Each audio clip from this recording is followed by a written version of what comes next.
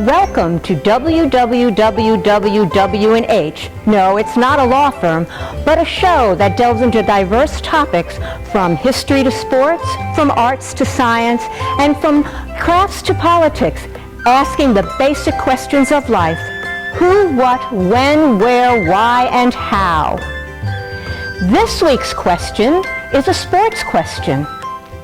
Where were you when the Red Sox won the World Series in 2004 and ended the curse of the Bambino?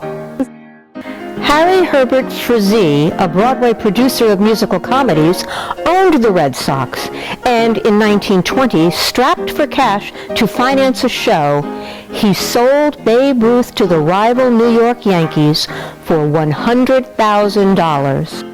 Before Ruth went to the Yanks, the Red Sox had won 5 of the first 15 World Series, with Ruth pitching and playing one game as a pinch hitter. The 84 years after the sale, the Yankees played in 39 World Series, winning 26 of them.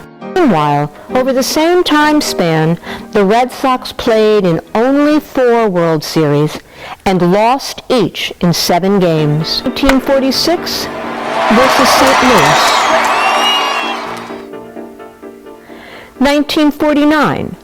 The Red Sox needed to win just one of the last 2 games of the season to win the pennant, but lost both games to the Yankees. 1967. The Red Sox faced St. Louis again. St. Louis won the deciding contest 7-2. 1975, the Red Sox won the pennant and met the Cincinnati Reds in the World Series. In Game 7, Boston took a quick 3-0 lead, but the Reds tied the game and went on to win the series.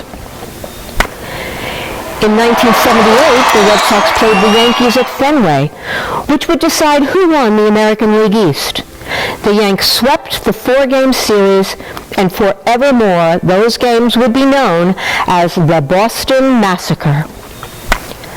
Game 6 of the 1986 World Series was really special. Boston, leading the series 3-2, took a 5-3 lead in the top of the 10th inning against the New York Mets. The Red Sox had 2 outs and were 1 strike away from winning the World Series, but the Mets scored 3 runs, tying the game on a wild pitch.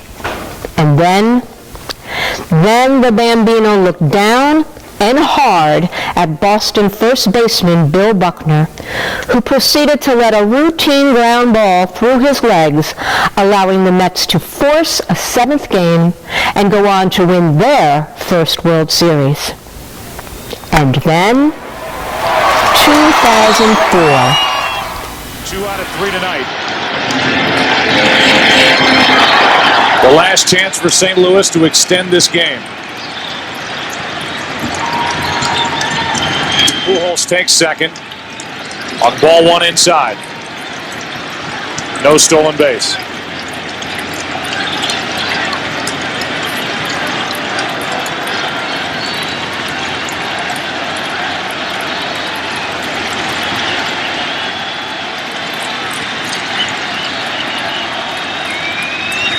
Back to Falk.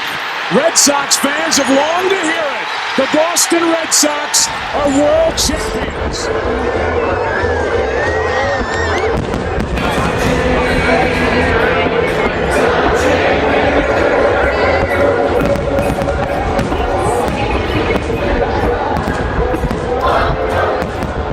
And where were you?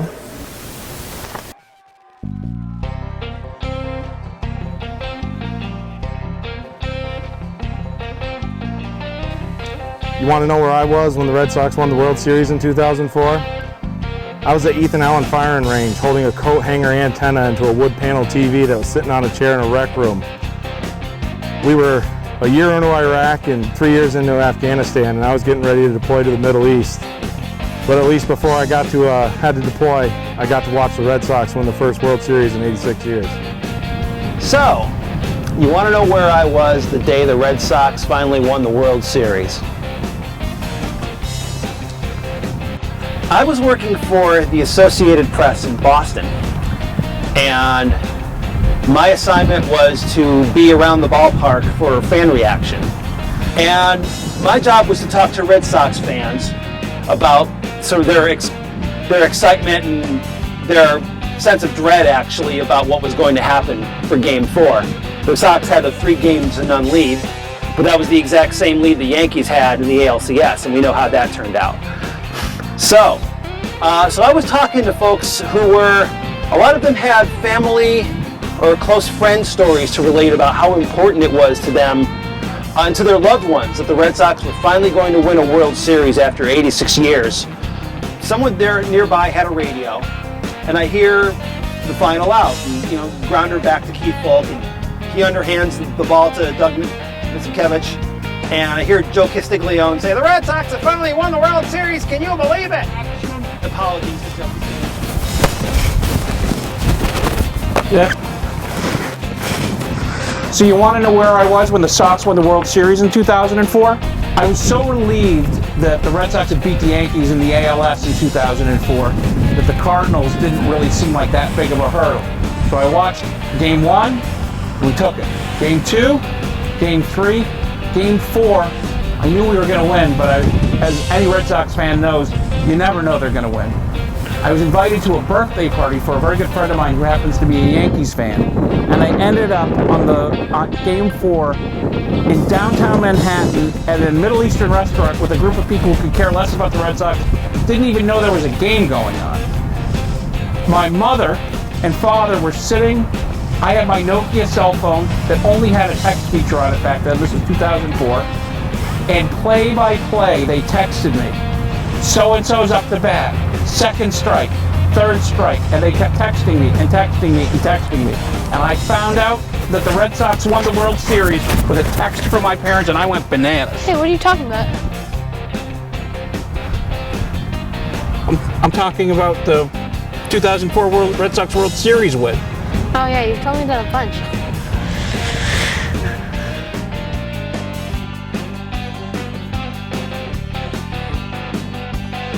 So you want to know where I was in October 2004? Well, in October 2004, I was living in Saxons River, Vermont, and watching the World Series was quite an affair. When it got to the final game, we went out on that lawn, my daughter and I, Catherine, and we had a bottle of champagne that I had had unopened since 1986. Now, a good Red Sox fan will not discuss 1986, so I won't go into that anymore. But I had that bottle for the event that we finally broke the curse. So, after that third out, a little after midnight, my daughter and I were out on the front lawn, spraying each other with champagne just like we were in the locker room. We were enjoying life to the fullest. We were screaming and hooting and hollering. Now, most of the neighborhood, they were also up, so it was no big deal. But we had new neighbors next door. Come to Vermont to escape New York City and all the things that go on in New York City, which aren't necessarily always fun. So she called the sheriff's department. She heard people getting murdered, she thought, next door. She couldn't believe people after midnight were outside screaming and hollering, jumping up and down. Looked like they were throwing things at each other, and she thought there was a riot or someone was getting killed next door. So she called the sheriffs, and the sheriff said to the lady, "Ma'am, do you understand what tonight is?" And she said, "Yeah, it's like any other night, only it's real loud next door, and there must be somebody getting killed." She says, "No," the sheriff said, "no. Tonight's the night the Red Sox beat the curse. Tonight's the night they put the Bambino to rest, finally." And lo and behold, she said, "You have got to be kidding me. All this over a simple baseball game?" And the officer said to the lady, "Well, obviously you're not a baseball fan, because beating this curse is beating everything." We were living on Capitol Hill in Washington, D.C. when I heard the Red Sox won the World Series in 2004.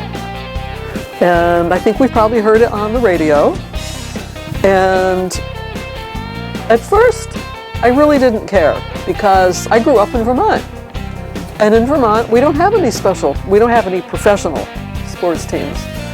My dad had been a Yankees fan because we grew up on the west side of the Green Mountains in Vermont. And if you were on the west side of Vermont, you might have been a Yankees fan. And the people on the east side of the Green Mountains were Boston Red Sox fans.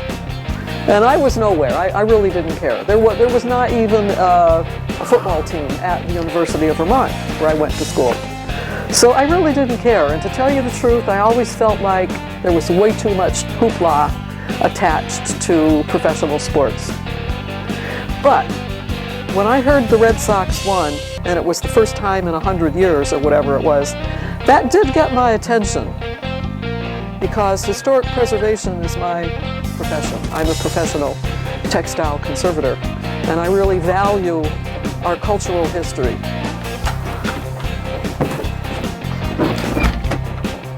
Jared, I just heard you talking about baseball. Well, I didn't know you were a baseball fan. You know I'm not. Well, I guess. But when I heard the Red Sox won the World Series... Well, that was pretty amazing. Yeah. I mean, I've been waiting for the Indians to win a World Series ever since I was a little boy. Where was I when the Red Sox won the World Series in 2004? I was sitting at my kitchen table in Sandgate, Vermont with my 66-year-old mother, with tears in our eyes, listening to the last out. But I couldn't help thinking even then that the Red Sox wouldn't have won the World Series had it not been for my infant daughter who was sleeping in another room. Because during the American League Championship season, it looked like the Red Sox were done. The Yankees were up 2-0, and they were kicking the crap out of the Red Sox in Game 3. Meanwhile, my wife was in labor at the hospital. 12:11 a.m. on October 17th, Hideki Matsui of the Yankees hit a 2-run home run to put the Yankees up 19-8, and the Red Sox were cooked. 2 minutes later, at 12:13 a.m., my daughter Claire was born. The Red Sox didn't lose another game until April, sweeping the rest of the ALCS and then sweeping the World Series. So, think of it what you will, I'm pretty sure she's responsible for the end of the curse. We hope you enjoyed this episode of WWWWW&H. If you'd like to participate in a future episode or have a topic you'd like to present, please contact us at www.www.hvideo@gmail.com. We spared you a W in the email. This is Mary Jo Greco saying thank you for watching, be safe and be well.